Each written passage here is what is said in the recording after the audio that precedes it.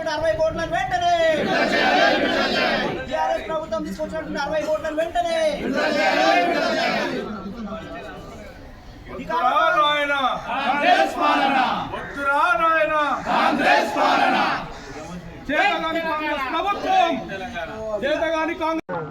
ఈరోజు మున్సిపల్ రానికి ముఖ్య కారణం ముందుగా ఇప్పటికి మేము వచ్చి ఎలక్ట్ 5 నెలలు అవుతుంది. ఇప్పటి వరకు కూడా చాలా సమస్యలు అలానే ఉన్నాయి వికారాబాద్ అభివృద్ధికై. అలానే ఈరోజు సమయం వచ్చింది కాబట్టి మాట్లాడడం జరుగుతున్నది. ఈరోజు అయితే మొన్న ఏదైతే కేటీఆర్ గారి మీటింగ్ అయ్యిందో మా కేటీఆర్ గారి మీటింగ్కి మేము అందరం ఫ్లెక్సీలు పెట్టుకోవడం జరిగింది. అలానే ప్రతి ఒక్క మీటింగ్కు ప్రతి ఒక్క పార్టీ వాళ్ళు పెట్టడం జరుగుతుంది. మీరు అందరికీ కూడా తెలిసిన విషయమే. ఎలా అయితే ఉందో మేము ఎలానో 2 రోజులకు ఒక రోజు తీసేవాళ్ళవి అది ఎలా తీసుకుపోతారో అందరికి తెలిసిన విషయమే. కానీ మొన్న రాత్రి ఏమైందంటే రాత్రికే కమిషనర్ గారు దాని మీద వీళ్ళ శానిటరీ వాళ్ళకు టైపో వాళ్ళకి ఆర్డర్ ఇచ్చి రాత్రి తెల్లారి ఉదయం అంత తొందరగా ఏముందో తెలియదు కానీ ఉదయం 6 గంటలకల్లా వికారాబాద్ మొత్తం టౌన్ మొత్తం తీసేశారు. అయినా కానీ మేము ఎవరం కూడా అభ్యంతరం చెప్పకుండా ఏమైందంటే మేమందరం కూడా ఓకే తీసేసిరు, మీటింగ్ పెట్టిరు పోయి తీసేసిరు, అయిపోయింది కదా, మన మీటింగ్ సక్సెస్ అయ్యింది, మేము సంతోషంగా ఉన్నాము, సరే ఓకే ఊకున్నాము. తీరా చూసేస్తే ప్రైవేట్ ప్రాపర్టీస్కి సొంతగా ఏదో అభిమానంతో కట్టుకున్న జెండాలను ఫ్లెక్సీలను కూడా బీకేశారు. అది ఓకే. మరి చౌరస్తాల మీద ఉన్న ఇన్ని రోజులు ఇంతకుముందు ఉన్న నాయకులు ఏవైతే పార్టీలు అయినాయో అవి కూడా అట్లా తీసేసి అందరు తీసేసారు.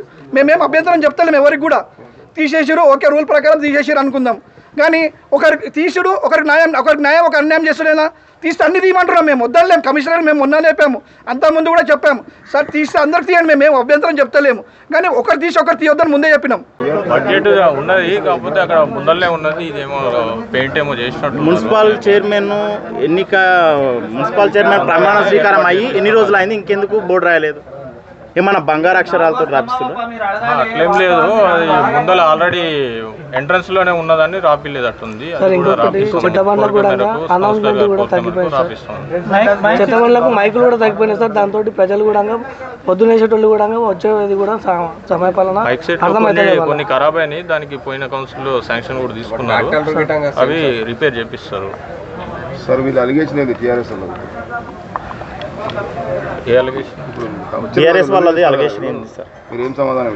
డెవలప్మెంట్ వర్క్స్ గురించి ఇప్పుడు ఏదైతే వాళ్ళు చెప్పిన 60 crores వర్క్ ఉన్నదో అది కొన్ని టెండర్లు క్యాన్సిల్ కావడం జరిగింది.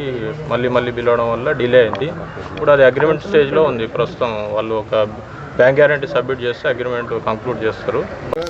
మార్కెట్ చైర్మన్ల గురించి లంచాలు తీసుకొని ఇచ్చినదైతే మాట్లాడినరో కాంగ్రెస్ నాయకులు ఇక్కడ వచ్చారు. ప్రజెంట్లీ ఏదైతే మార్కెట్ చైర్మన్ పదవి చేసిన వాళ్ళందరూ కూడా ఇక్కడ మల్లేశం కానీ, సంతోష్ కానీ, రాములు కానీ, భక్సవత్సలం సార్ కానీ అందరు కూడా స్వయంగా వాళ్ళు ఆనంద్ గారికి ఎన్ని డబ్బులు ఇచ్చారో వాళ్ళు ఖచ్చితంగా కూడా చెప్పడానికి వచ్చారు. కాబట్టి పిఎస్ఎస్ అప్పుడు కూడా నేను స్వచ్ఛందంగా నేనున్న వికారాబాద్ కాన్స్టిట్యున్సీకి వికారాబాద్ మండల్లో నేనే ప్రాతిపదిక వహించి పైసలు ఖర్చు పెట్టడానికి తెచ్చుకోమని చెప్పి ప్రజలను తప్పుడు మాటలతో మోసం చేసిన రేవంత్ రెడ్డి గారి యొక్క పరిపాలన పట్ల ఈరోజు ప్రజలు తీవ్ర అసంతృప్తిగా ఉన్న విషయం కేటీఆర్ గారు ప్రజలకు స్పష్టంగా చెప్పడం జరిగింది. దానికి ఈ కాంగ్రెస్ నాయకులకు ఉలికెందుకో ఒకసారి మనం ఆలోచన చేయాలి. అయ్యా నువ్వు మాట్లాడిన మాటలే, నువ్వు 420 హామీల గురించి పక్కన పెడదాం, నువ్వు ఇచ్చిన 6 గ్యారెంటీల గురించి మాట్లాడదాం ఒకసారి.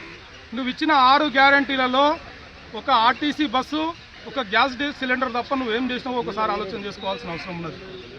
ఈరోజు అవి కూడా పూర్తిగా గ్యాస్ సబ్సిడీ కూడా పూర్తిగా రావడం లేదు. ఈరోజు గతంలో కేసీఆర్ గారు రైతు బంధు ఇస్తే ఆయన 5,000 ఇస్తున్నాడు, ఆయన ఒకటే పంటకి ఇస్తున్నాడు, 2 పంటలకే ఇస్తున్నాడు, 3వ పంటకి ఎందుకు ఇవ్వవు సన్యాసి అని చెప్పి మాట్లాడిన మాటలు రేవంత్ రెడ్డి గారి మనం అందరం కూడా కళ్ళలో చూస్తూ ఉన్నాం.